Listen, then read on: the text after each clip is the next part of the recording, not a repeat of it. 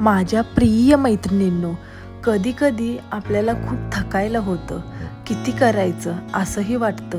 आतलं मन असं म्हणत असते, की आपणच सगळं केल्याशिवाय आपल्याला पर्याय नाही. म्हणून आपण कंटाळा जरी आला, तरी आपण तो कंटाळा झटकून परत आपण कामाला लागतो. आठवड्याच्या भाज्यांची तयारी करायची, आठवड्याच्या डब्याची प्लॅनिंग करायचं, हे आपल्या डोक्यात सतत चालू असतं. याच्या नादात आपण स्वतःकडे लक्ष द्यायला कधी-कधी विसरून जातो.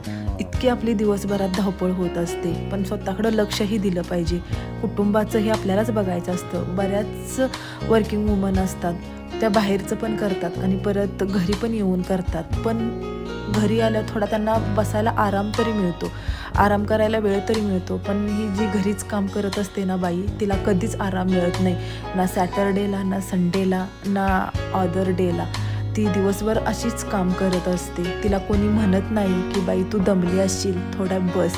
थोडी जरी बसलेली दिसली तर लगेच आपण फक्त बसलेलंच दिसतो, काम करतोय ते दिसत नाही बरं का. हे अनेक मैत्रिणींच्या बाबतीत असं घडत असतं.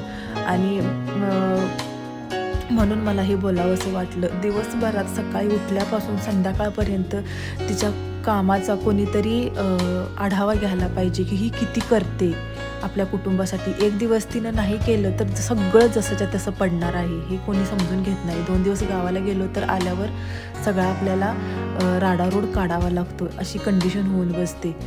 तर ठीक आहे, बोलायला गेलं तर गृहिणींच्यासाठी खूप आहे. पण चला, स्वतःकडे लक्ष द्या आणि माझे व्लॉग कसे वाटतात नक्की सांगा.